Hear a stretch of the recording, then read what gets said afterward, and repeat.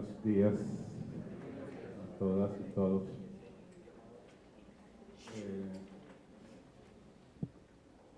Se me ha pedido como parte de este proceso de inducción o reinducción, según la situación en la que cada uno esté, que tuviera con ustedes una charla, diálogo, alrededor de un tema que tal cual como me lo pidieron es el nombre que aparece ahí: docentes con sentido uniminuto.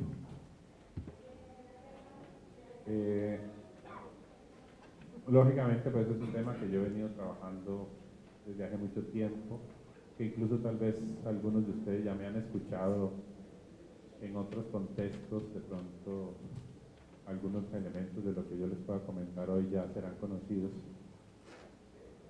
Pero me pregunté qué podía significar docentes con sentido uniminuto. ¿Cuál sería el sentido uniminuto? Una primera lectura lo pensé algo así como ponerse la camiseta uniminuto, que puede significar pertenecer a esta institución, a esta familia. ¿Cómo podríamos comportarnos? ¿O cuál sería el comportamiento, la acción adecuada a una persona que hace parte de esta institución y de este proyecto educativo? Pero también tiene que ver con maneras de pensar, no solo con formas de ser y de actuar, sino también con maneras de pensar. ¿Será que habrá una forma de ver las cosas propia del docente uniminuto? ¿Será que tenemos que prepararnos en algunos temas, en algunas cosas particulares para poder decir que tenemos sentido uniminuto? Y obviamente pues el proceso de reflexión alrededor de esa frase me fue llevando a que de alguna manera implicaba pensar también en lo que podría ser un perfil de un docente para esta institución. Entonces, en ese contexto, yo quisiera primero señalar como a manera de preámbulo, de presupuesto, el momento histórico que Uniminuto está viviendo. Nosotros estamos en un momento que podríamos llamar como de transición, sobre todo en la sede principal aquí en Bogotá, de transición de una institución que en sus 20 primeros años se fue consolidando, se fue dedicando a fortalecer sus programas, sus procesos, sus profesores, y un poco también, si quieren, a ofrecerlos y replicarlos vía extensiones y cosas de ese tipo a otros lugares. Pero en este momento uno podría decir que ya Uniminuto sede principal está saliendo, digamos, de la adolescencia y estaría ya en una capacidad y en una disposición de pasar a un nivel un poquito más estratégico, diría yo. Podríamos decir que hasta ahora hemos estado en un nivel bastante operativo, fortaleciéndonos, pero ya podríamos empezar a pensar más de fondo y como una proyección estratégica ciertas cosas. Ahora bien, Uniminuto sede principal, pues como todos lo sabemos, hace parte de un sistema, y el que está dando, en teoría, el salto a ese proceso estratégico es precisamente todo el sistema Uniminuto, porque ustedes saben, estamos embarcados se nos dio la autorización, embarcados en un proceso de búsqueda de la acreditación institucional. Desde el principio se dijo que se quiere acreditar el sistema, aunque obviamente desde el principio se sabía que tal vez es la sede principal la que tendría más condiciones y capacidades para esa acreditación, y no sabemos en última si la recibirá solo la sede principal o todo el sistema. Pero el hecho de que el sistema esté embarcado en ese proceso ha significado una serie de cosas que se han tenido que empezar a hacer, motivados y casi que obligados por esa búsqueda de la calidad que implica un proceso de acreditación institucional. Por ponerles un ejemplo, uno puede decir, Uniminuto tiene un proyecto educativo. Uno hace esa pregunta y obviamente pues todo el mundo dice sí, claro que sí. Y los padres cuando vienen lo reconocen. Pero en sentido estricto que nosotros tengamos recogido en un documento nuestro proyecto educativo como tal, eso no es verdad. Tenemos, digamos, el modelo educativo, llamémoslo así, que fue consolidado y escrito por allá en el año 97, 98, no sé. Tenemos un montón de documentos, pero que entonces estamos en este momento en la tarea de consolidar, de reunir toda la, no quiero usar la palabra información, pero pues hay que usarla, reunir toda la experiencia, el saber, el conocimiento y ponerlo en un documento que concrete todo eso. Eso lógicamente es una tarea pues, compleja, importante, lo que sea, pero a muchos les hace pensar, están cambiando y están diciendo es que se está cambiando el modelo educativo. Yo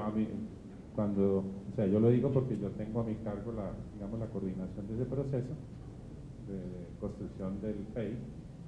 Digo, no estamos cambiando el modelo, lo estamos, si ustedes quieren, repotenciando. Por decir algo, en nuestro modelo educativo, en la misión, nosotros decimos que queremos, ustedes recuerdan el triangulito famoso, se habla de la formación integral. Hoy estamos diciendo, ya no podemos contentarnos con decir nuestros egresados salen integralmente formados. Y estamos apuntándole a otro elemento de ese mismo triángulo, diciendo nosotros queremos hoy egresados que sean líderes e innovadores sociales. Entonces, aparentemente uno diría, cambiaron el modelo. Pero en realidad no hemos cambiado el modelo.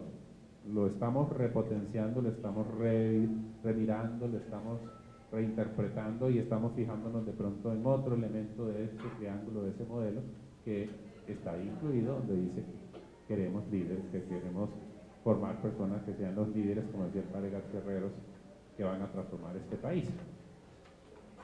Y además de eso, tenemos, por ejemplo, montones de cosas que hacemos, pero no teníamos establecido, yo lo llamo un politicario, ¿sí? Digamos un documento donde estén con claridad establecidas todas las políticas institucionales. Entonces, todo ese proceso en el que está la institución está a cargo del sistema. Entonces, usando la misma parábola o interpretación o metáfora que hice hace un ratico, es decir, si Uniminuto sede principal, podríamos decir, ya está saliendo de la adolescencia, el sistema Uniminuto como organización apenas tiene, si acaso, 5 años, o sea, es un bebé todavía. Pero ese bebé es el que está comandando el proceso, imagínense entonces las implicaciones que eso puede tener.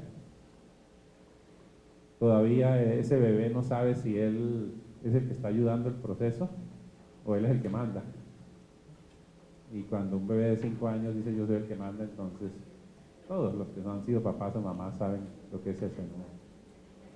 Se convierten en el centro del mundo y todas las miradas se tienen que enfocar en ellos y hacen lo que dicen, y si no, pues dan una pataleta y terminan haciendo lo que... Entonces, en ese contexto, en ese marco complejo que está viviendo Uniminuto en este momento, y que a Dios gracias lo estamos viviendo porque nos está mostrando que estamos vivos y nos está mostrando que valemos la pena y nos está mostrando que tenemos una identidad que nos hace diferentes, que nos hace distinguir, y por eso yo he venido insistiendo mucho que nosotros estamos cayendo a veces en un problema de tipo práctico, operativo, cuando hacemos este tipo de cosas. Como tenemos que rendir cuentas, porque precisamente calidad y acreditación implica rendirle cuentas a la sociedad y a las organizaciones que manejan toda esta cuestión. Entonces a veces nos estamos desviando y estamos creyendo que hacer bien las cosas es cumplir los parámetros que le da uno el ministerio o el CNA o lo que sea, y entonces terminamos convirtiendo nuestra acción como en un checking list de una serie de cosas. Y ahí se nos puede olvidar y perder lo esencial. Y lo esencial, yo siempre he insistido y he dicho, no olvidemos, tenemos que mostrarle y convencer al Ministerio de Educación o al Consejo Nacional de Acreditación de que somos una institución diferente, con unas características propias, y que si nos van a evaluar, nos evalúen desde lo nuestro, desde nuestras propias características, y no tanto desde un concepto abstracto de calidad universitaria válido para cualquier institución. Pero eso se puede olvidar si nos estamos limitando. No es que el CNA dice que hay que hacer estas 20 cosas, y entonces todo el proceso se termina en un cumplimiento de... Son los riesgos de una organización que va creciendo. Entonces, en todo ese contexto, me hice la pregunta, ¿qué sería hablar de docentes con sentido diminuto? Obviamente, lo primero que se tiene que señalar es que nosotros estamos en un contexto institucional. Hacemos parte de una organización que es mucho más que Uniminuto, que es la madre de Uniminuto, y que ojalá sea así, Uniminuto como hijo de esa organización haya heredado, y tenga bien metidos en sus genes toda la inspiración original de la organización. La organización Minuto de Dios, ahí podría yo usar el mismo ejemplo que les planteé hace un ratico del sistema. Cuando se comienza a hablar de organización Minuto de Dios, y se dice la organización Minuto de Dios, uno ya se imagina algo hecho y formado. La organización Minuto de Dios es el bebé frente a un montón de corporaciones que fueron naciendo desde los años finales de los años 50, comienzos de los 60 hasta hace poco, y entonces las agrupa todas, pero es un poco la misma historia. La corporación Minuto de Dios, la original, se puede hablar de ella desde el año 58. La organización Minuto de Dios, si acaso uno comienza a hablar de ella por ahí en el 2008, y de hecho como tal todavía no es una organización, digamos, que tenga su personería jurídica, todas las corporaciones que la conforman sí. Pero el concepto de organización Minuto de Dios nos dice que es un conjunto de entidades que tiene unas características especiales.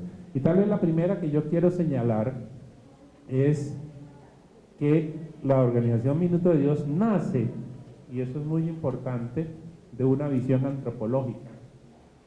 Una visión antropológica que fundamentalmente uno puede decir era del padre Rafael García Herreros, fue él el que la promovió, porque él pues como humanista, como filósofo, como pensador, como hombre espiritual, siempre tuvo, por todas partes mostró y siempre tuvo una idea muy clara de lo que era el ser humano.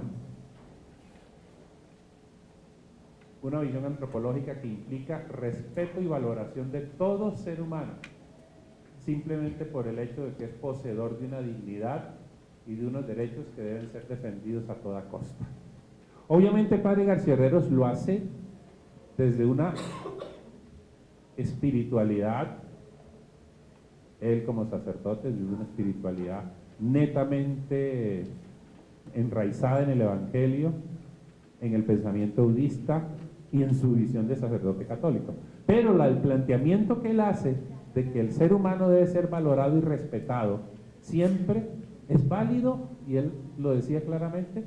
No importa lo que usted crea, no importa si usted es católico o no es católico, no importa si usted es cura o no es cura, todo ser humano debe ser respetado y valorado, porque por el solo hecho de ser, por el solo hecho de existir, tiene dignidad y derechos. Y ese es el punto de partida de toda la organización Minuto de Dios, y ahí está el punto de partida de nuestro trabajo en Uniminuto. Uno puede comenzar a empezar a hacer los lazos, y tal vez el primer lazo que habría que decir es: yo soy profesor en Uniminuto. ¿Me ayudas un momentico?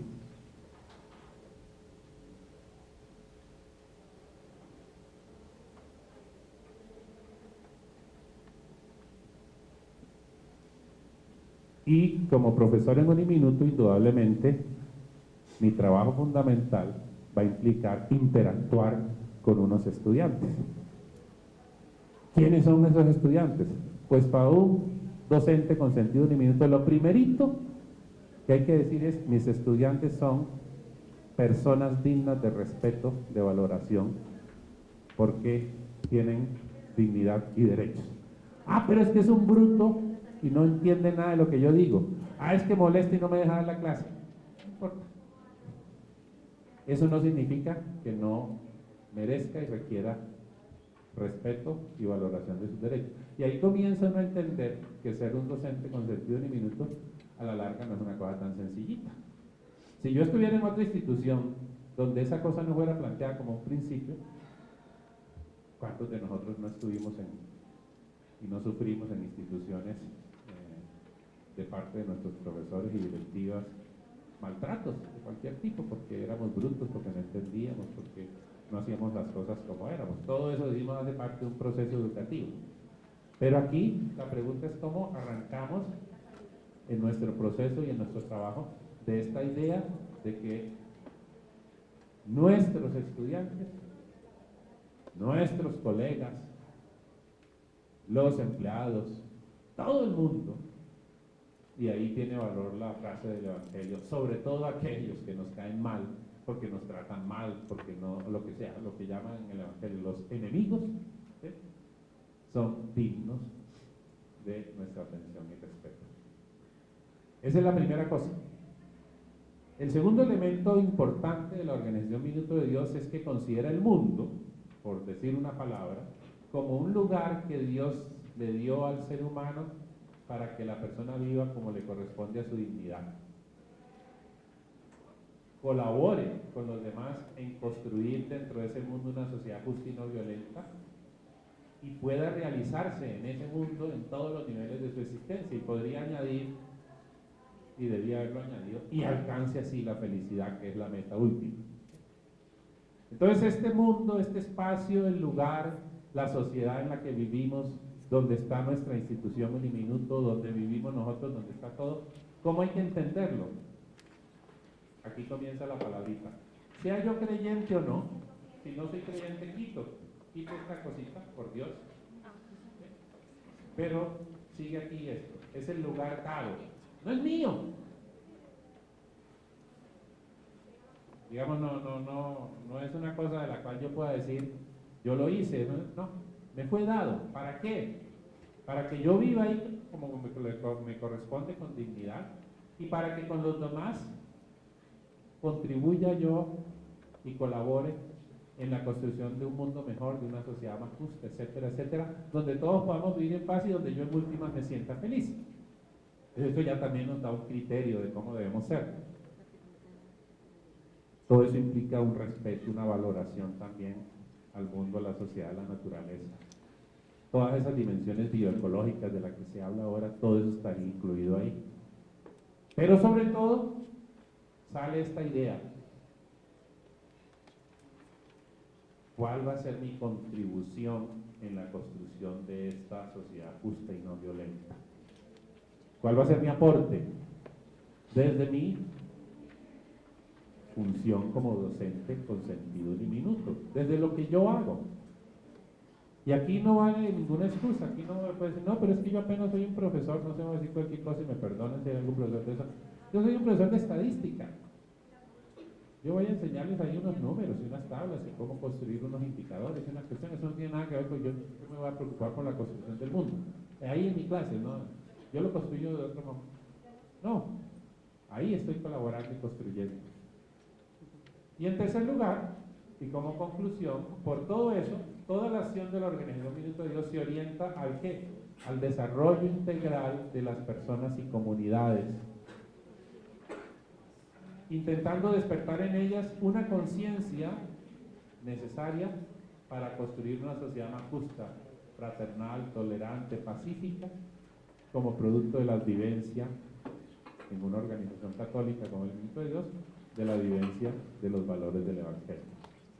Entonces el tercer elemento es que todo en el Minuto de Dios está orientado al desarrollo integral de las personas y de las comunidades. Y entonces viene el tercer elemento para que empecemos a pensar lo que significa ser docentes con sentido diminuto. Hasta qué punto lo que yo hago está contribuyendo al desarrollo integral de esas personas con las que yo interactúo, en concreto mis estudiantes, pero también de las comunidades de las cuales ellos hacen parte. Y ya nos cambia la idea de lo que debe ser un profesor, un docente. Yo no me puedo limitar simplemente a decir estoy cumpliendo mi función porque estoy despertando en los estudiantes un proceso cognitivo, porque les estoy transmitiendo una información que yo poseo sobre unos temas que son importantes, sino que la pregunta fundamental es: ¿lo que yo estoy haciendo está contribuyendo al desarrollo integral de esos seres, de esas personas, que partíamos diciendo son plenamente dignos, tienen derechos y estamos todos en un mundo que tenemos que construir y mejorar? Entonces, nuestra responsabilidad como docentes con sentido diminuto tiene que ver con el desarrollo integral, desarrollo humano y social, desarrollo humano integral, desarrollo social sustentable, para que ese mundo en el que estamos sea realmente el mundo que queremos. Esos tres, si ustedes quieren, esas tres primeras ideas de lo que es un docente con sentido diminuto son las que heredamos de la organización Minuto de Dios, de la cual el diminuto hace parte. Son las que yo les decía cuando empecé diciendo, ese debería ser como el ADN que corra por nuestras sangres, porque esa es la herencia de la organización. Que lo haya hecho la organización bien, mal, perfecto, regular, esa es otra cosa. Pero son los principios que el padre García Herreros y las personas que le han ido colaborando a lo largo del tiempo han ido determinando para la organización Minuto de Dios. Y son los principios que están a la base de la filosofía de Uniminuto. Entonces, podemos, con esos principios, hacer la otra cara de la moneda, digamos así. Por otro lado, nosotros estamos desarrollando nuestra labor, nuestra tarea, en un contexto socioeducativo, que en dos frases, yo me arriesgué aquí en dos frases a sintetizar un contexto educativo, socioeducativo internacional y nacional. Eso es digo me arriesgué porque es muy complejo y el debate de las ciencias humanas y sociales sobre las características del mundo de hoy es un debate abierto, un debate que no se ha terminado. Y así como puedo estar de pronto diciendo aquí grandes cosas, puedo estar diciendo también grandes bestialidades. Pero precisamente en un debate abierto pues se valen ambas cosas, lo grande y lo bestial. Entonces, ¿qué digo yo aquí? Que estos finales, los finales del siglo XX y las primeras décadas de este nuevo milenio van a ser registradas por la historia como un tiempo de considerables transformaciones. Aquí estoy un poco profetizando, digámoslo así, ¿sí? En todos los niveles. Transformaciones que han acompañado el desarrollo de la educación. En algunos casos incitándolo, en otros casos retardándolo, pero siempre visibilizando, mostrando cambios significativos en los sistemas educativos y los modelos pedagógicos. ¿Qué estoy queriendo decir? Que por ahí más o menos desde 1970 en adelante, pongamos si quieren una fecha límite, y creo que a varios de ustedes les gustaría que fuera esa, 1968. De allá para acá, y estos primeros años de este nuevo milenio, va a ser una época que va a pasar a la historia como una época de grandes transformaciones, a todo nivel, sociales, políticas, económicas, culturales, religiosas, militares, geopolíticas, etc. Grandes cambios. Piensen nomás en uno solito.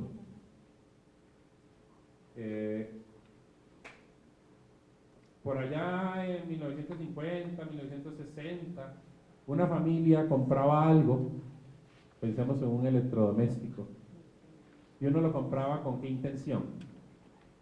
La misma intención del matrimonio católico, que durara para siempre, ¿sí? Yo compraba la neverita, pero mi intención es que esa neverita me durara para toda la vida, y de hecho las cosas las hacían así. 50, 60 años después, hoy la mayoría de las cosas que nosotros compramos son desechables, ¿sí? Y son hechas así, ¿sí? Para que no duren. Eso uno le puede hacer todos los análisis que quiere, y eso es fruto de una sociedad de consumo, hiperconsumista, de un modelo neoliberal, todo lo que ustedes quieran, puede ser verdad, mentira, ese no es el debate, eso le interesa. Es un hecho real. En ese sentido, yo eso también se lo aprendí al padre García Herreros. Es una herencia que yo considero personal, que a muchos no les gusta insistir mucho en esa dimensión del padre García Herreros, pero a mí me parece una bobada no insistir en eso cuando era un elemento fundamental en el pragmatismo. Y aquí es pesado. Sí, hagan todo el debate que quieran. Digan que el neoliberalismo es malo, que no sé qué, de debate es debate. Pero el hecho es que esos cambios y transformaciones ya son imparables.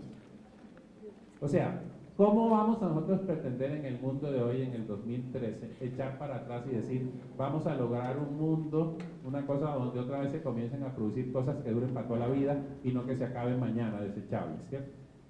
Eso no lo para nadie ya. Hagamos todas las revoluciones que hagamos. Entonces la pregunta es, la pregunta pragmática, ¿cómo aprovechamos ese elemento en beneficio de algo mejor? En ese contexto, y poniéndoles nomás ese ejemplo, uno podría decir, incluso el saber, el conocimiento, se ha vuelto desechable.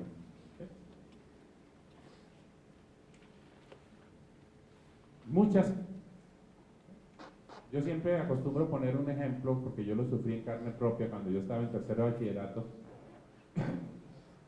Todo el camello que significó que nos obligaron a aprender las capitales, los nombres de los países y las capitales del mundo.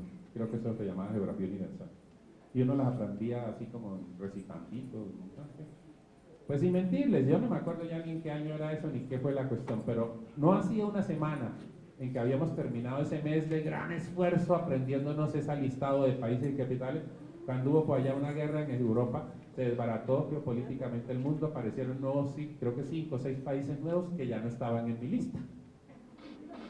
Yo en ese momento no tuve conciencia de nada de eso ni me importaba, pero hoy cuando miro hacia atrás digo, oiga, eso es un mes perdido. Un mes aprendiéndome la lista cuando en una semana la lista ya no me servía, porque ya había unos nuevos países que ya no conocía. Y toda la información es así. Entonces, ¿qué sería pragmático? Hay, por ejemplo, una pregunta que le hacen a uno siempre los chinos, en clase, por lo general. La pregunta que siempre hacen todos los estudiantes, ¿cuál es? Profesor, ¿para qué me sirve? Si usted en conciencia sabe que lo que le está enseñando no le sirve, o de pronto solo le sirve para pasar un parcial que exige el plan de estudios o el reglamento, lo que sea, dígale eso, le sirve para que pase el parcial, después bótelo, eso no le hace para nada. Eso es honesto. Eso es un conocimiento detallable, pero no es tan fácil decirlo uno como profesor, llegar a decir, oiga, yo le estoy enseñando aquí una cosa que no... O, se las pongo más complicadita, cuando ya entran los problemas. ¿Qué es mejor enseñarle a un chino? Decirle, el 12 de octubre de 1492 Cristóbal Colón descubrió América, o decirle el 12 de octubre de 1492 Cristóbal Colón invadió América, o decirle, están las dos posibilidades, escoja usted la que le parezca más adecuada a su pensamiento. Entonces, todo eso nos muestra lo complejo que es este mundo. Por eso yo digo, considerables transformaciones que en algunos casos incitaron el desarrollo educativo, en otros casos lo complicaron, pero lo que sí no podemos negar es que se ha visibilizado cambios educativos en las últimas décadas. Algunos buenos, otros malos. Nada más pensemos en un solo debate, el debate de las competencias. Y cuando comienza una pelea, no, es que eso se origina en una concepción neoliberal donde lo que se está buscando es formar unas personas más, ¿sí? Echen un poquito para atrás, antes de competencias, ya ¿cómo se llamaba? Logros, ¿cierto? Antes, objetivos. Antes, ya no me acuerdo, ¿sí? La misma vaina con nombres distintos. Con enfoques pedagógicos, de pronto más o menos elaborados, más cosas, pero a la larga el debate en últimas, y vuelvo insisto, la visión pragmática es, oiga, y la educación tiene que tener unos, llámelo, fines, objetivos, resultados, logros, competencias, llámelo lo que sea, pero la educación es para algo. Entonces, ¿cómo utilizo yo ese elemento? En función de una propuesta que consideremos válida o no educativa. Entonces, esa es una primera cosa. Por eso yo me atrevo a decir aquí, en términos generales, se puede decir, como síntesis de este contexto, que la educación colombiana se presenta en un panorama complejo, lleno de tensiones, y sin un proyecto suficientemente claro de país, de sociedad y de sujeto. Esa es la problemática educativa a la que tenemos que responder como docentes que están intentando preguntarse qué significa ser docente con sentido uniminuto. Además de lo que dije sobre la organización Minuto de Dios, lo estamos haciendo en el panorama de un país como Colombia, un panorama educativo complejo, lleno de tensiones,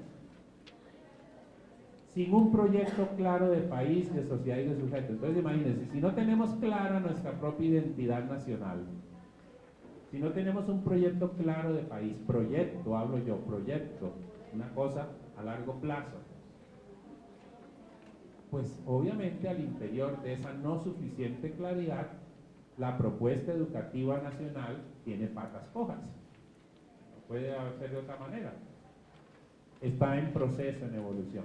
Y por eso, como conclusión de esta contextualización, yo diría, es todo el sistema educativo y los modelos pedagógicos que se utilizan lo que debe ser redimensionado. Es al interior de un país que tiene que modificar todo su sistema educativo. Miren nomás una sola cosa, no sería ideal y deseable que tuviéramos, nosotros que somos un país tan, se dice santanderista, no santanderianos, no santanderista, ¿cierto? Tan dado a la legislación, a las leyes y leguleyo y toda la cuestión, no sería ideal tener una ley de educación, ley de verdad general de educación, que cogiera desde el grado 0 hasta el postdoctorado y que uno tuviera un hilo conductor y coherencia. Pero no tenemos que la ley 115, que la de montonones, ¿sí? Todas mezcladas, todas incoherentes, todas hechas en distintos momentos por distintas personas. Entonces ya eso nos indica una problemática nacional. Un sistema educativo, todo que debe ser redimensionado. Y obviamente, un sistema educativo donde utilizamos modelos pedagógicos que a veces convienen y a veces no. Que a veces fueron pensados y a veces no. Para mí uno de esos cambios bastante significativos en la educación colombiana es el paso a la educación por ciclos, fundamental, me parece súper valioso. Pero ¿cómo lo hicimos? A las tronchas y mochas, a la fuerza un poquito, sin suficiente reflexión, sin suficiente adaptación a nuestro contexto. Por eso no está produciendo los resultados que se esperaban. Y tal vez fracasen.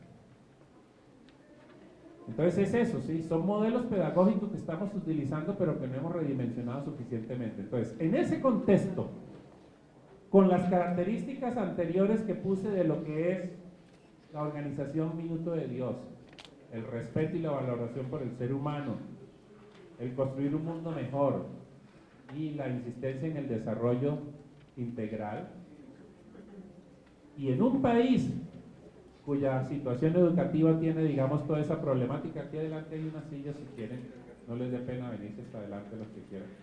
En ese contexto, la pregunta que uno se hace es esta: en Uniminuto, como docentes aquí en Uniminuto, ¿de qué manera vamos a contribuir a redimensionar ese sistema educativo y esos modelos pedagógicos? Tal vez nuestra misión y nuestra tarea va por ahí. ¿Cómo lo que hacemos nosotros se pueda volver modelo replicable en otros contextos, en otras situaciones del país, en otras instituciones? Entonces, nuestra tarea debe ser pensada no solo endogámicamente, que lo que hacemos contribuya a formar buenas personas y que contribuya a que Uniminuto logre su acreditación institucional, sino también ser pensado en una dimensión hacia afuera, de qué manera lo que hacemos puede contribuir a que el país y el sistema educativo del país y otras instituciones mejoren. Al respecto, yo quería decir que lo que pasa es que las políticas educativas de nuestro país siempre hemos esperado que esas políticas sean del Estado, que sean ellos los que proponen, los que impongan, los que digan, y está visto que ha sido un fracaso, pues las políticas propuestas desde ese punto de vista de la sociedad. Son los educadores, somos nosotros los que tenemos que hacer las propuestas para que el modelo pedagógico cambie. Entonces, es desde ahí, desde la propuesta que los maestros de la sociedad le da al Estado que se debe comenzar a gestionar. Totalmente de acuerdo. es desde abajo, desde la base. Pero ojo, yo le añado una cosa. Desde la base no significa que lo único que podemos hacer, fíjense cómo lo digo, lo único que podemos hacer es, digamos, hacer mesas, salir a la calle y generar un movimiento que culminara en un proyecto político. Eso no es lo único que tenemos que hacer. Eso es un elemento que tenemos que hacer junto con otro. ¿Y cuál es el otro? En nuestra cotidianidad, en nuestro quehacer educativo, eso que queremos que cambie tenemos que haberlo ya cambiado. Y ahí es donde está el problema fundamental. ¿Sí? Claro, ahí es donde está el problema fundamental. Porque una cosa es, fíjense, al interior de nuestra filosofía, nosotros no podemos separar la teoría de la práctica. No podemos separar la reflexión y el pensamiento de la acción. Docentes con sentido diminuto, si nosotros estamos promoviendo un cambio, si nosotros estamos visualizando mejor un cambio, y tenemos los elementos teóricos para fundamentarlo y justificarlo, y podemos ir a todas las mesas que queramos y participar y generar desde abajo transformación de políticas y de proyectos, pero es que hay que mostrarlo, ¿sí? ¿Y dónde está el problema? El problema está en la cotidianidad, y una cotidianidad que no hemos querido enfrentar. Perdón, te digo, ¿por qué estoy queriendo insistir en esto? Porque es que el problema no es simplemente cambiar las cosas desde la perspectiva, ni siquiera desde la perspectiva que los maestros tenemos. No digo de la perspectiva que los políticos tienen, porque ahí sí que peor, desde la perspectiva que los maestros tenemos, sino desde la perspectiva que los estudiantes tienen.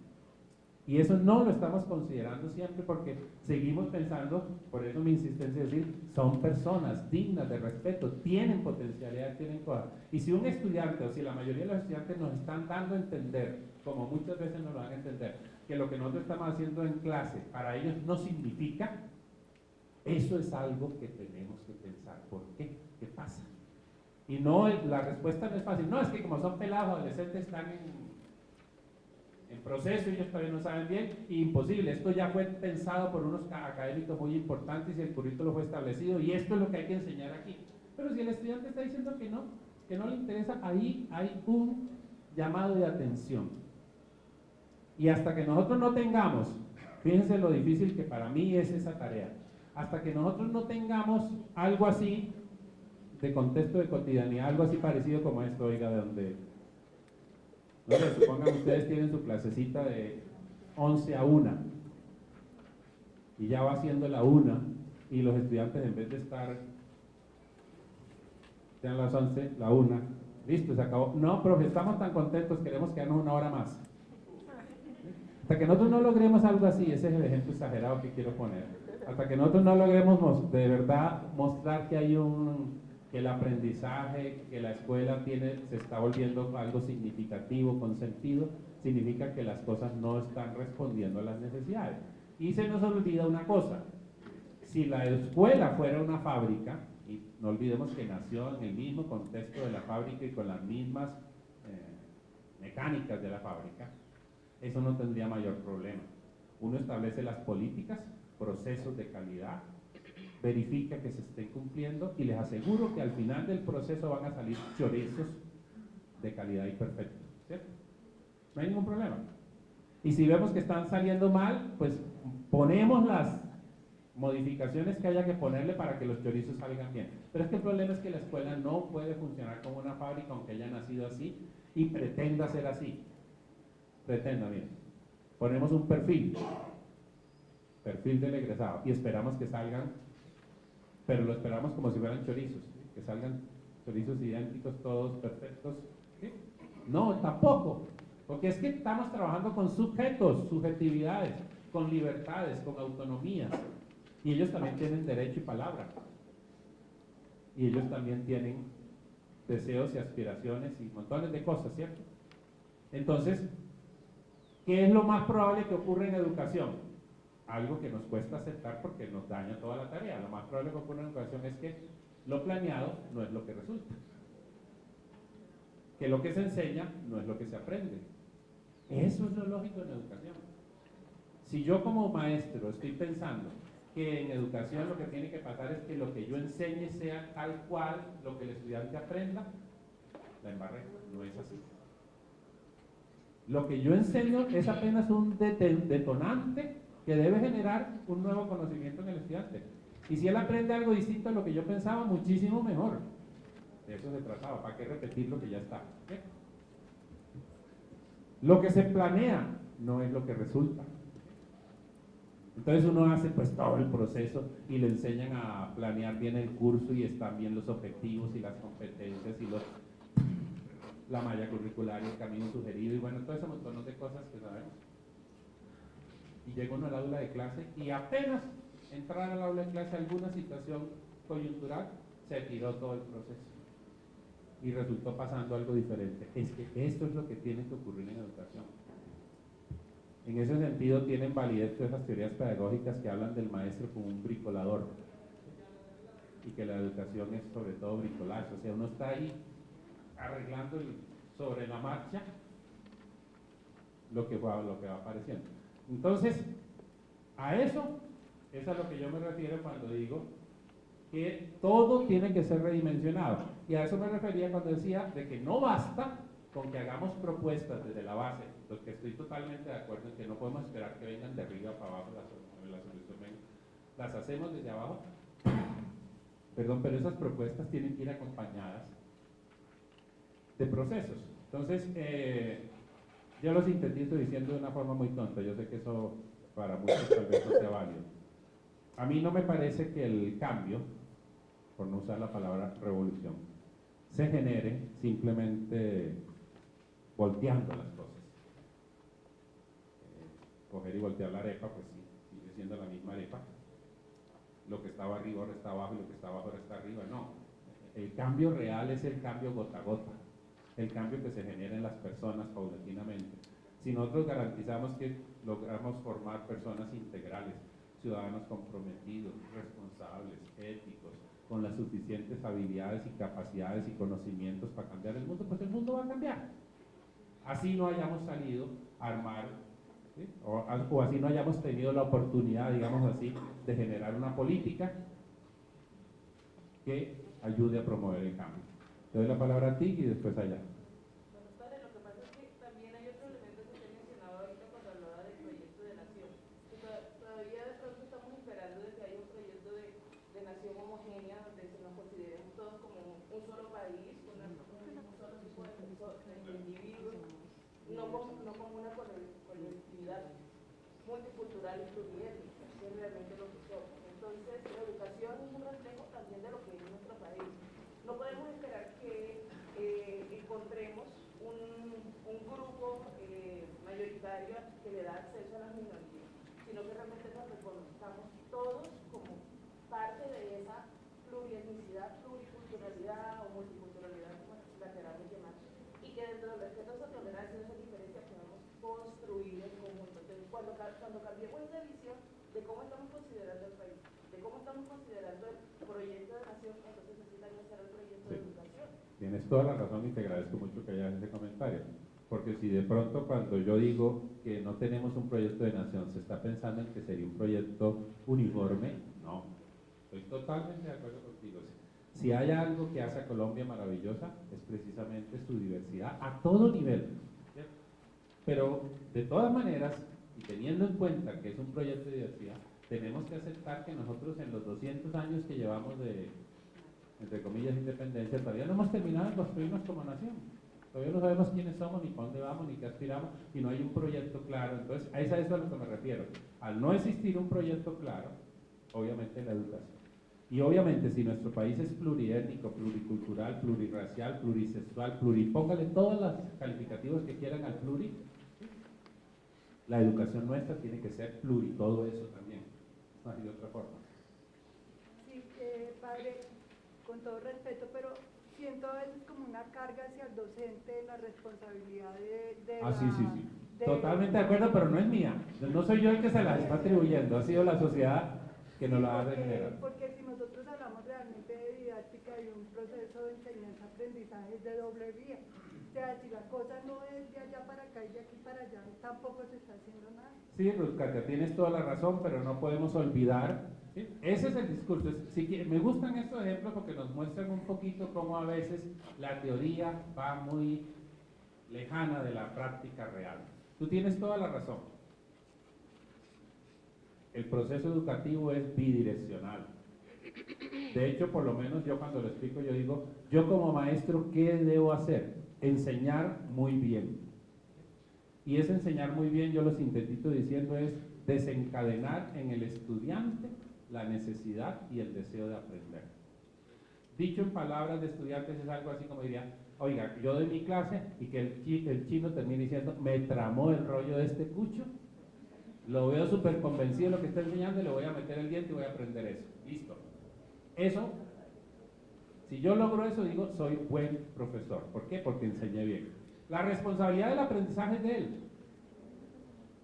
Yo uso otra cosa que es bastante compleja y que tiene que ver con problemas de tipo ético y también de tipo institucional, que implica una serie de cosas con las cuales podemos no estar de acuerdo, pero que sabemos que dentro de un sistema tenemos que cubrir. Por ejemplo, llamar lista o garantizar que el estudiante está ahí. Yo hoy uso un ejemplo muy sencillo, mire. Yo, por ejemplo, haga de cuenta, míreme como profesor y haga de cuenta que yo soy un dueño de una sala de cine. Vendí mis boletas todas. Yo sería muy pendejo si después de venderlas me paro en la puerta a comprobar que todos los que le vendí la boleta entraron a ver la película. A mí eso no me importa, ¿cierto? Yo ya vendí la boleta. Bueno, yo ya abrí mi curso, usted se matriculó, está aquí, listo. Venga o no venga, es su responsabilidad. La responsabilidad del aprendizaje es suya. Entonces, en ese sentido, la teoría nos dice, sí, el proceso es bidireccional, pero no podemos olvidar, Ruth Katia y todos los demás, que la lógica educativa que ha imperado y que impera todavía es que el maestro tiene más poder. El poder de la disciplina, el poder de la nota. No recuerdo qué pedagogo fue, si alguno de ustedes se acuerda, dice, alguien que dijo alguna vez que la educación se dañó, se jodió, ¿sí? La educación se jodió el día que inventaron la disciplina y la nota y la calificación. Esos poderes hacen que, aunque nosotros no lo queramos, terminamos mandando. Y aunque los estudiantes no lo quieran ni lo desean, ellos terminan aceptando que los que mandamos somos nosotros. El ejemplo muy simple. Invéntense ustedes una estrategia didáctica que implique que los estudiantes tienen que trabajar más fuera de clase y verá que los estudiantes van a decir, ay, profe, mejor denos clase. ¿No es esa la realidad? Por lo general de la mayoría. ¿Qué indica eso? El mismo sistema educativo los acomodó a eso. Entonces, en ese panorama complejo podríamos extendernos debatiendo montones de cosas alrededor de ese. En ese panorama complejo, que es el contexto socioeducativo internacional y nacional en el que nos movemos, y el contexto institucional de la OMD que mostré, Uniminuto se propone esto, imagínense. Utópicos nosotros los Uniminutos. Soñadores, herencia de Padre García Herrero. Dice, Uniminuto se inspira en la filosofía de sus fundadores. Primero, el pensamiento y la praxis del Padre García Herrero. ¿Cierto? Un hombre, tratar de describirlo en un parrafito, en una frase, para mí fue muy complicado. Un hombre espiritual, auténtico, innovador, comunicador, gestor y educador social. Debería haber puesto entre otros, o etcétera, ¿cierto? Pero nosotros nos inspiramos en el pensamiento de él. No sé si ustedes saben que ya el padre Diego Jaramillo ha publicado 28, creo que son. ¿Cuántos son el resto de los libros de la obra completa? 32 tomos de las obras completas del padre García Herrero. Y creo que dice que todavía le faltan 3 para completar lo que se logró recuperar. Entonces ahí está el pensamiento del padre García Herrero. Hay de todo. Pero uno dice en 35 tomos, pues es mucho lo que hay de pensamiento. Pero sobre todo la praxis, y la praxis de él, ¿cómo se llama? OMD. O sea, lo que hoy llamamos OMD es el resultado de la praxis del padre García Herrero. Donde hay cosas buenas y malas, donde hay luces y sombras, donde hay logros y intuiciones impresionantes y errores catastróficos también. Hay que ser honesto y decir todo. En segundo lugar, nos inspiramos en la espiritualidad budista. Y ahí ustedes pueden decir, ay, Dios, voy a hablar ahora de espiritualidad y además es budista, ¿qué será esa cosa? Alguna vez me dijo, alguien me dijo, padre, ¿usted qué es? Pero soy padre budista. ¿Cómo así, padre budista? No sabía que existían los padres budistas. Porque es que no lo conocemos mucho que digamos. Pero bueno, por decirlo más sencillito, Es San Juan Eudes, un santo reformador de la Francia del siglo XVII, que se dio cuenta de que el mundo andaba mal, de que la sociedad estaba dañada y se le ocurrió, y fíjense cómo empezó. Lo primero que vio fue la prostitución, las mujeres prostituidas, y lo primero que logró fue fundar una congregación de mujeres, de monjas, que se encargara de trabajar con estas mujeres y tratar de evitar. Y después fundó a los eudistas, porque se dio cuenta también de que las parroquias y el mundo rural en Francia estaba muy mal y que la gente, todos bautizados, pero nadie realmente con conciencia de bautizado. Viene la similitud con Colombia, todos estamos bautizados, todos nos llamamos católicos, por lo menos, sí, pero bueno. Y entonces dijo, pues, formemos a unos padres que se encarguen de que los padres en las parroquias estén haciendo el trabajo bien hecho. Pero la esencia de la espiritualidad eudista es una sola palabra, mírenla aquí: misericordia. Una espiritualidad de la misericordia. La misericordia del Evangelio, no es un invento de San Juan Eudes. San Juan Eudes recoge la misericordia del Evangelio, de la actitud de Jesús, la actitud expresada en muchas de las parábolas del Evangelio. ¿Y qué significa misericordia? Háganle ¿cómo se llama eso? La etimología. Cordia al corazón, sentir en el corazón el dolor y la miseria del otro. Dicho en palabras llanas, ponerse en los zapatos del otro y mirar las cosas desde ahí. Eso es ser misericordioso. O sea, para ser misericordioso no hay que subir a Montserrat de rodillas, ni hay que rezar un Padre Nuestro, ni echarse agua bendita. No, para ser misericordioso hay que sentir el dolor, el sufrimiento de aquel que sufre, de aquel que está mal, sea persona o sea un colectivo, ¿cierto? Y eso, la espiritualidad eudista, o sea, lo que hacemos los eudistas, lo expresamos en nuestras obras de evangelización y obras de formación. Entonces, esa es la otra inspiración de Uniminuto.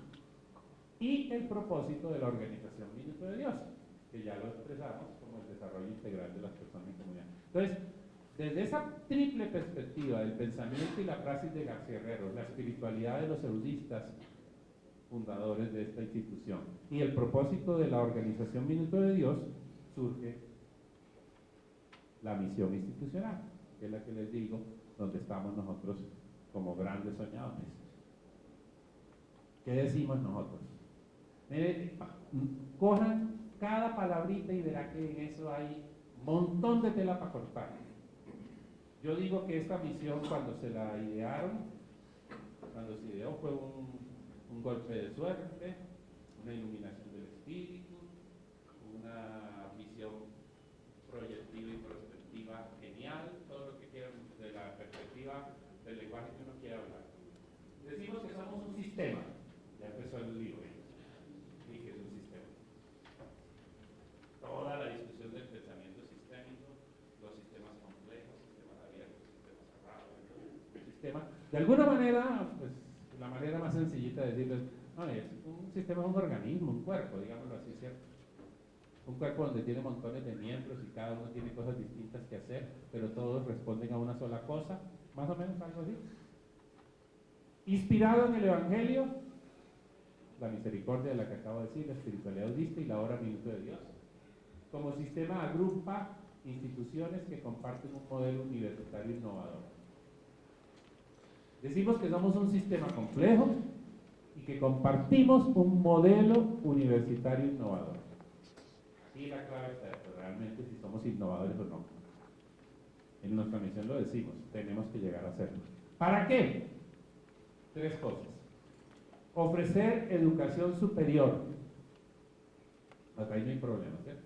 Si fuéramos una universidad de garaje también lo estaríamos haciendo. Pero aquí comienza el problema.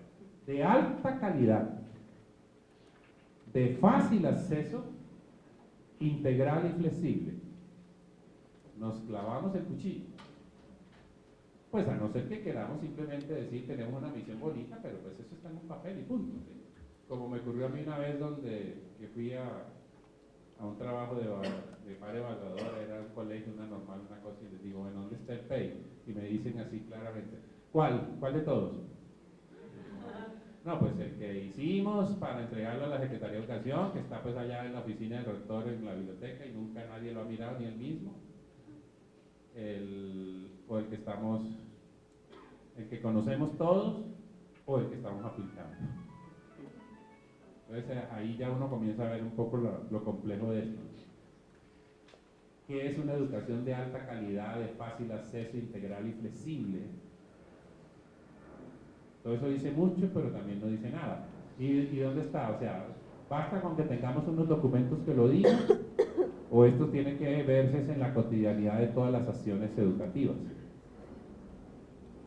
¿Y eso para qué? Para formar, aquí se va complicando más, profesionales altamente competentes, no simplemente competentes, altamente competentes, éticamente orientados y líderes de procesos de transformación social, líderes innovadores, que es en lo que digo que estamos insistiendo ahora, ¿cierto? Pero nosotros no nos podemos conformar con decir que estamos formando buenos profesionales. Nuestros chicos sacaron altos puntajes en los ECAES, o superamos la media. No basta con eso, tenemos que mirar la otra cosa. Oiga, ¿de verdad ese chico o esa chica es un líder innovador? Si no, no cumplimos la tarea, por muchos ECAES altos que haya. Entonces ahí es donde uno cuestiona, oiga, ¿tiene sentido que nos dediquemos solo y exclusivamente a garantizar que vayan a sacar buenos ECAES? ¿Tiene sentido que nos dediquemos solo y exclusivamente a garantizar que se lean todas las fotocopias del hueco a lo largo de su carrera? ¿Todos saben qué es el hueco? La editorial. Eso es parte del proceso, pero no es lo único. Y no quedamos contentos ya con que esa misión era súper compleja y terminamos a rematar, imagínense.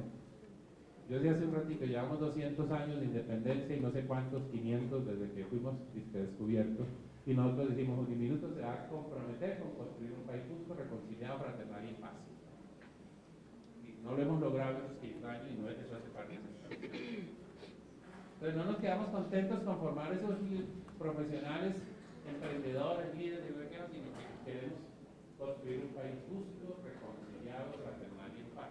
Por eso le apostamos y por eso ahí se entiende que nuestro campo de investigación sea el desarrollo humano y social integral, que estemos trabajando temas como la paz, la no violencia, perspectiva de género, diversidades, construcción de subjetividades, nuevos sentidos del desarrollo, biodesarrollo económico, bueno, un montón de temas que dicen, ¿por qué Uniminuto está trabajando en esto?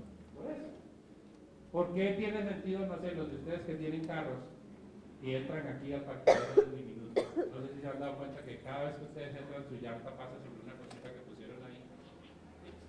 Eso hace parte de una investigación que la Facultad de Ingeniería está viendo a ver cómo se puede generar energía a partir del movimiento de las llantas.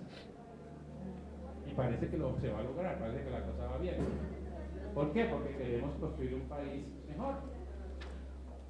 Entonces, ¿qué significa docente con sentido uniminuto? Pues un docente que ha hecho suya esta misión institucional y se esfuerza por encontrar la manera de que lo que él hace aquí como docente en Uniminuto contribuya en algo, en parte, al cumplimiento de esta misión.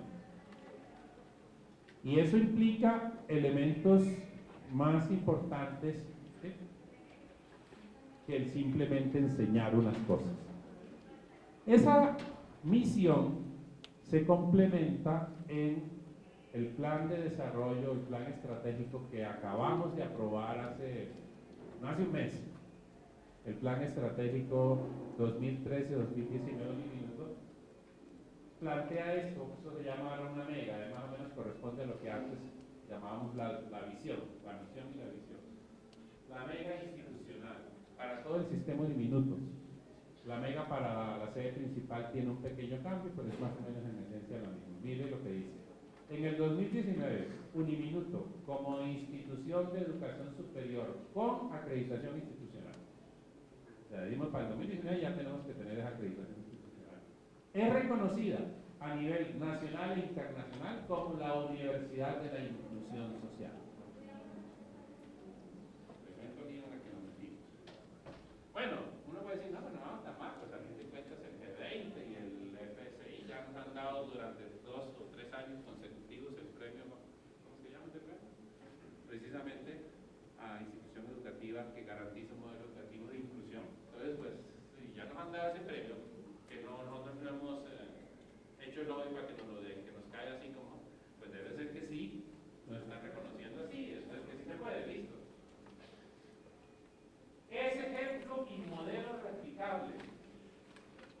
para la solución de problemas sociales mediante la calidad y diversidad de educación que ofrece, las oportunidades de acceso a la misma, el liderazgo transformador y el emprendimiento de sus egresados, la producción académica y innovación social, la cobertura nacional y las iniciativas de cooperación para el desarrollo.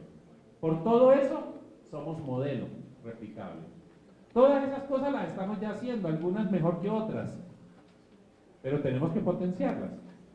Fíjense nomás algunas cosas que decimos. Yo quiero insistir en esto para que nosotros entendamos que como institución, que como docentes con sentido diminuto, nuestro único papel no se puede restringir a lo que hacemos dentro del aula de clase, enseñando un curso X o Y. No se puede restringir a la mera enseñanza, a la mera transmisión de un conocimiento. Pero puede que haciendo eso nosotros estemos contribuyendo a cualquiera de estas cosas, solucionando problemas sociales mediante la calidad y la diversidad de la educación. Nuestra educación es de calidad, nuestra clase, nuestro curso es de calidad, es diverso, o sea, nos estamos saliendo de la norma, estamos haciendo algo alternativo, estamos metiéndole alguna cosita que ponga al estudiante por lo menos a pensar en que hay otras posibilidades.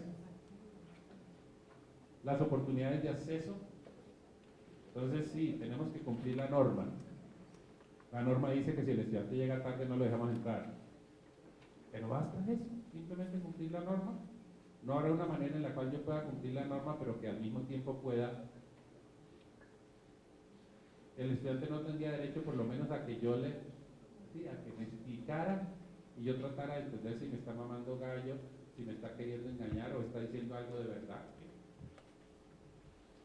Que pueda haber una explicación de por qué llegó tarde, por qué no vino, y entonces yo no podría, entre comillas, saltarme la norma sin saltármela oficialmente para que no me frieguen pues a mí.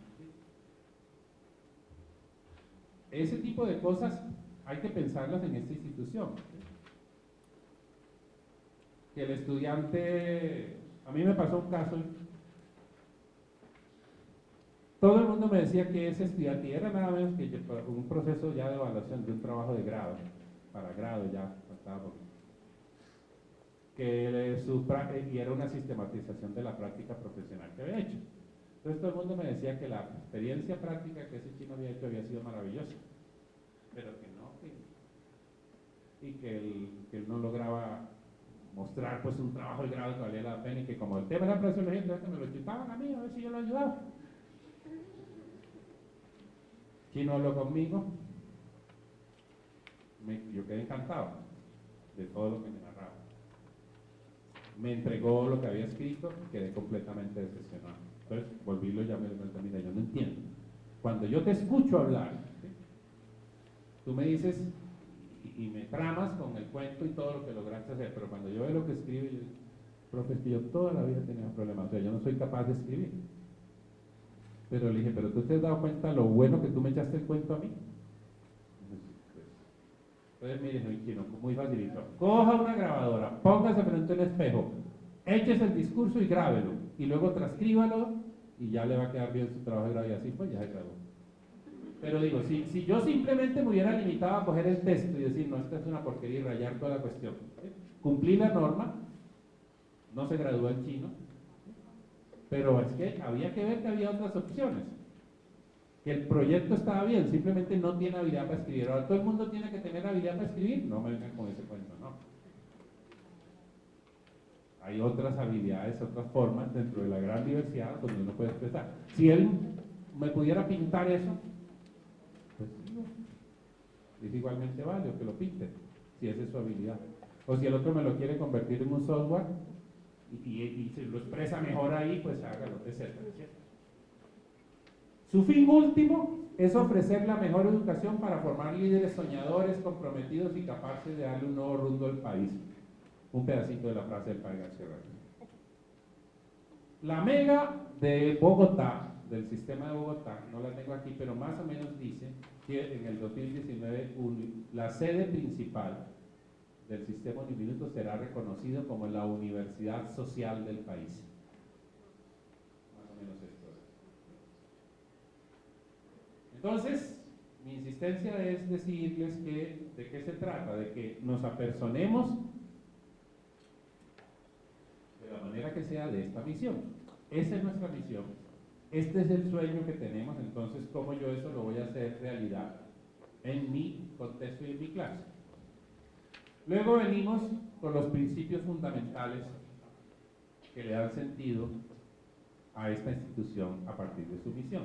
Obviamente en la lógica de todo lo que he dicho, y por eso ya no los voy a repetir, simplemente si ustedes se fijan, aquí está expresado, en estos principios aparecen muchas de las cosas de la misión, de la visión, del humanismo cristiano de entrada, de arranque, el valor y la dignidad del ser humano, actitud ética, desarrollo humano y social como pensamiento social que nos caracteriza, conocimiento, pero no simplemente para conocer, sino para lograr calidad de vida, fraseología como enfoque, comunidad académica como construcción de comunidad académica de personas que están trabajando juntos en una misión, educación para todos como educación inclusiva, abierta a todas las posibilidades. Con estos ejemplos que les he dicho, pues uno tiene que mirar todas esas opciones y ver cómo no, la intención no es tirarse al estudiante, sino ayudarlo a que desarrolle sus potencialidades. Democracia participativa, nos falta mucho todavía, pero en principio se supone que lo estamos haciendo, pero falta mucho. No, el solo ejemplo que yo les ponía hace un momento, hasta qué punto tenemos en cuenta las necesidades de los estudiantes, sus deseos, sus aspiraciones en un proyecto educativo, hasta qué punto ellos tienen voz, flexibilidad, unido a eso mismo, e identidad cultural, precisamente porque somos un país diverso y porque tenemos unas características específicas y tenemos que identificarnos, y porque el padre García Herrero siempre soñó con una patria diferente.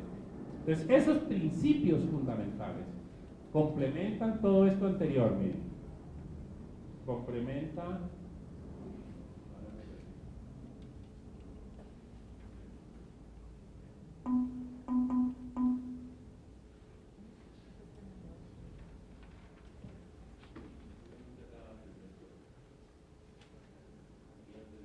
unidos a una política de calidad. Solamente quería señalar que ya hace 2 años más o menos Uniminuto estableció esta política de calidad, que el sistema universitario de Uniminuto, en cumplimiento de su misión, se compromete, obviamente dentro de la normatividad, a ofrecer y entregar servicios de educación superior de calidad reconocida con alto impacto en el desarrollo del país, a fortalecer una cultura organizacional enfocada al servicio, todavía nos falta muchísimo, a satisfacer las necesidades de sus grupos de interés mediante el uso eficiente de los recursos, el mejoramiento continuo de los procesos, por eso hablamos de flexibilidad, con personal competente, infraestructura adecuada y sistemas de información de excelencia. ¿Todo eso está listo? No, aquí ellos me van a decir que van a querer que se queden 1 hora más con ellos. Entonces rompemos el esquema y hacemos la revolución de una vez aquí. Mentiras tampoco, pobre China, que tenemos 15 minutos, bueno, listo. Entonces, al interior de esa política de calidad, que dice montones de cosas, pero que nos llama también la atención sobre montones de cosas que nos faltan. Pensemos, por ejemplo, tantas quejas que hay por aquí, quejas de nosotros profesores cuando vamos a pedir algún servicio, la forma como nos tratan, quejas de los estudiantes. Yo en estos días me hice el proceso de estar allá, porque un chino me pidió que le ayudara como, ¿cómo se llama eso? Deudor en la cooperativa, y me pateé todo lo que implica estar sentado allá esperando, mirando, y luego la forma como están quien atendía, pues también no sabía quién era yo ni nada, entonces hice todo el proceso. Simplemente este es el codeudor de ese pelado y es complicado. Faltan muchas cosas, hay muchas cosas por mejorar, pero bueno. Entonces, eso nos lleva a una meta. Ya les he dicho varias veces que nuestra meta es esta: el desarrollo humano y social. Sustentable. Porque no es solo para nosotros, sino para que lo dejemos como herencia a las generaciones futuras. ¿Y eso qué significa? Que compartimos un pensamiento social específico. Aquí ya comienza, bueno, comienza no, ya muestra un poco más cómo se le complica la vida a uno como docente, porque nosotros pues podemos pensar lo que queramos, pero tenemos que compartir un pensamiento social específico, el de esta institución, que nos lleva a buscar que todas las personas y comunidades, particularmente las menos favorecidas, logren el desarrollo integral que les permita pasar de condiciones de vida menos humanas a condiciones de vida más humanas. Esa es la meta. Y ese es el enfoque que tenemos que utilizar. O sea, tenemos un pensamiento social específico, un pensamiento que surge de todos los planteamientos fundacionales que hemos planteado, del pensamiento de Padre García Herrero, del pensamiento de la Iglesia, de toda la construcción que el Minuto de Dios ha venido haciendo. Entonces, eso nos da una cuestión. Digo, ¿qué significa ser docente con sentido del minuto? Pues que tenemos que tener, entre otras cosas, tenemos que compartir un pensamiento social que gire alrededor de esto, que busque simplemente el desarrollo integral. Y esta apuesta institucional supone varias cosas. Y aquí ya retomo como recogiendo un poco lo que hemos estado diciendo. ¿Qué supone? Reconocer la singularidad de toda persona. Algo muy difícil, porque todo ser humano, y sobre todo un ser humano que tenga cierto poder, insisto, el maestro lo tiene, tiende a que los otros seres humanos que interactúan con él sean como él. Eso es como natural, hace parte de nuestra naturaleza. La mamá quiere que su hijito o su hijita sea como ella. El profesor quiere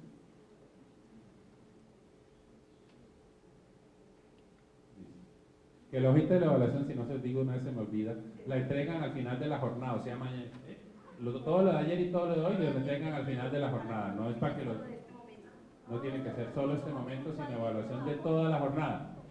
Y abajo pueden poner observaciones particulares de los talleres.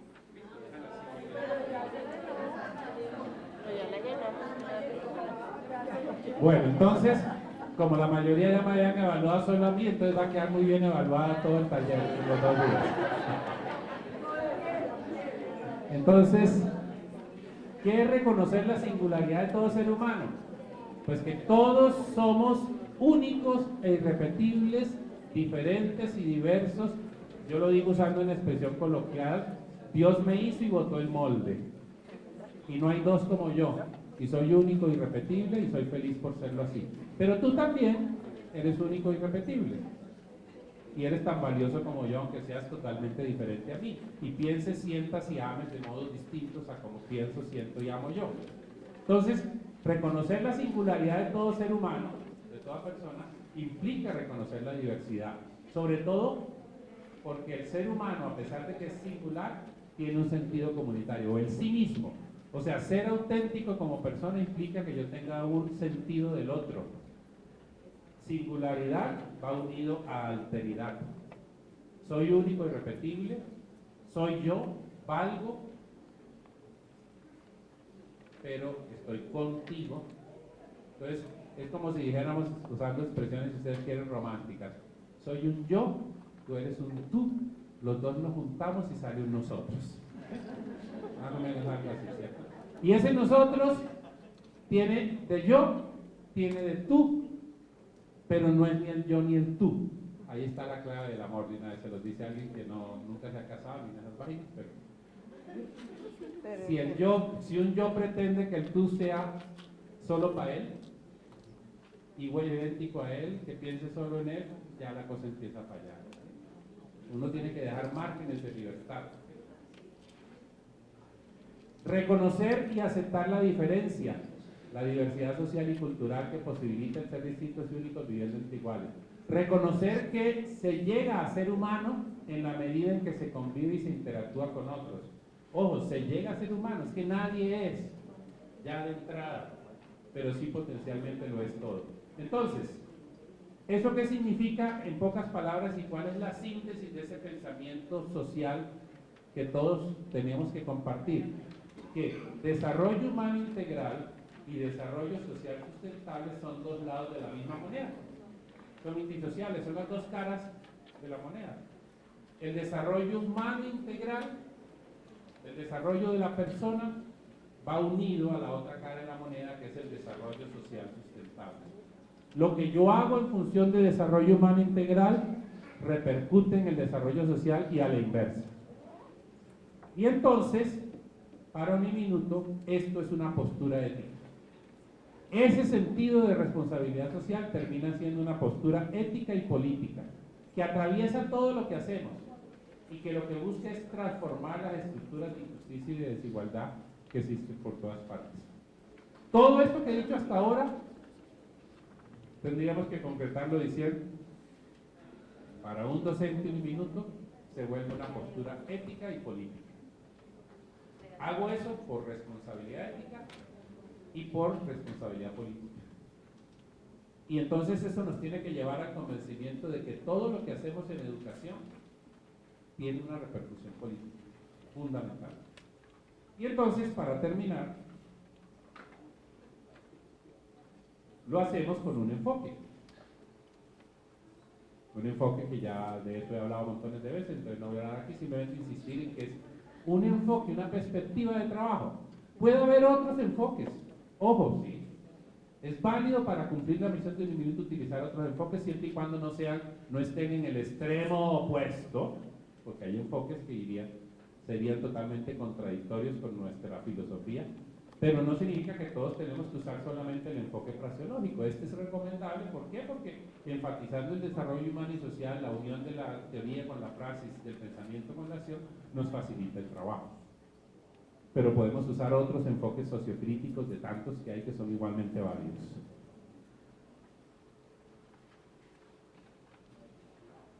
Ese enfoque praxeológico es presentado como un paradigma de investigación, acción, formación.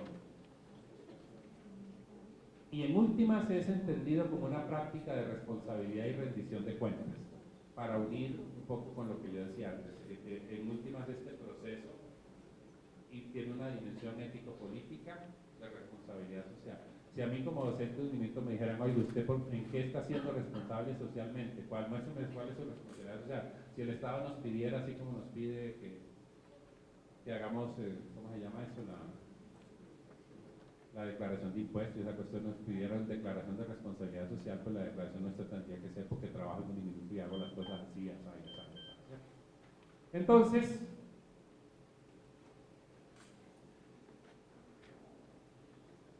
un quehacer educativo con calidad,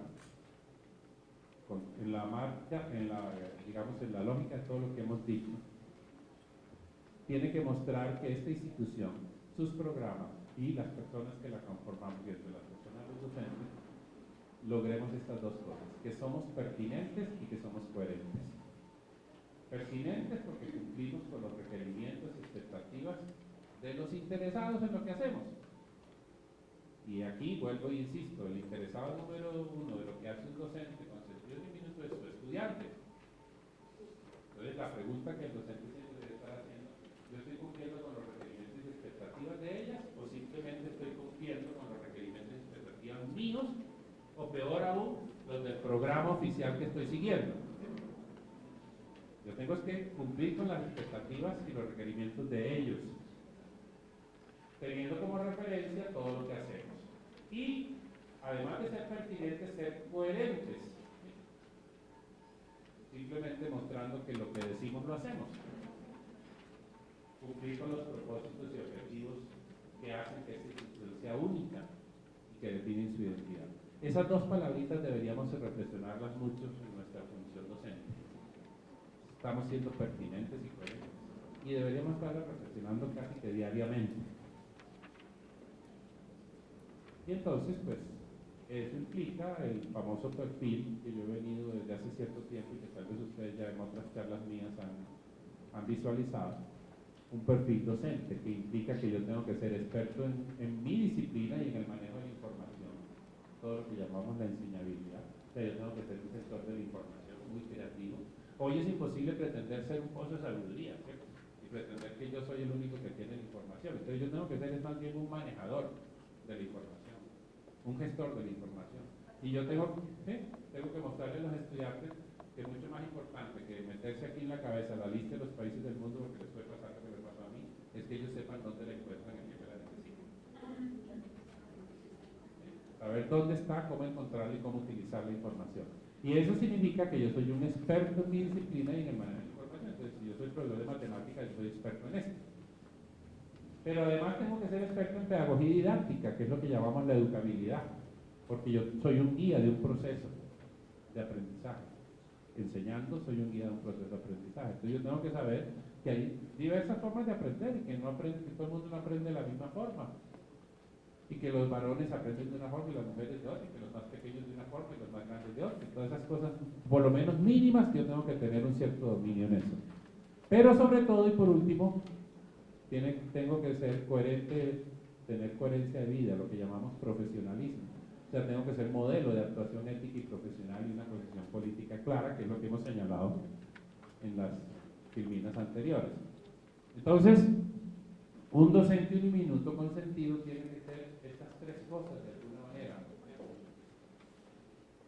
Tiene que reflejar, y las tres cosas, si ustedes se fijan, responden a los tres niveles de los que hablamos de competencias, y tenemos que generar en los estudiantes igualmente esos tres niveles de competencias. Saber saber, saber hacer, saber ser. ¿Qué tengo que ser? Profesional, coherente. ¿Qué tengo que saber hacer?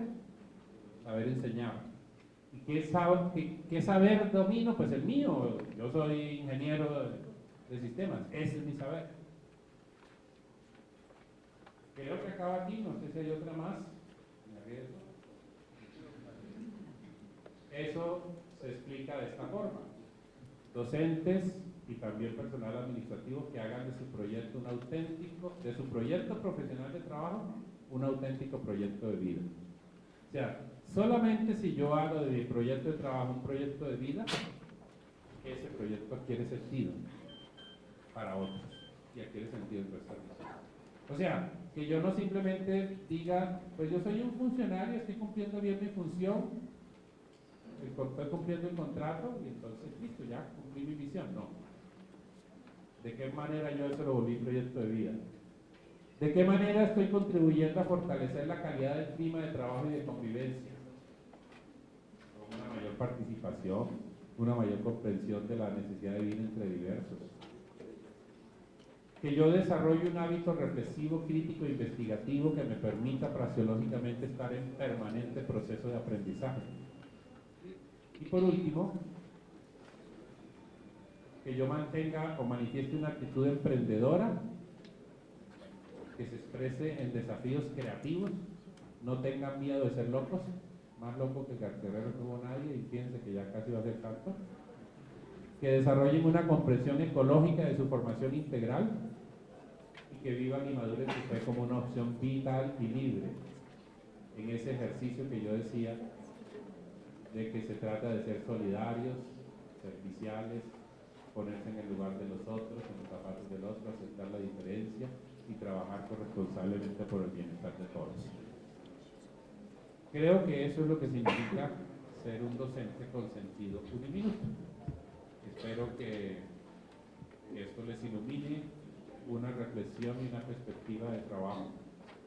Lástima que no haya más tiempo para debatir, pero sé que también siquiera que no hay más tiempo para debatir porque aquí hay muchas cosas bastante cuestionables que quedaría para mucho cortar, pero pues el debate está abierto bajo otros medios. Ya saben que si tienen alguna idea me la comunican en algún momento. Muchas gracias y feliz jornada.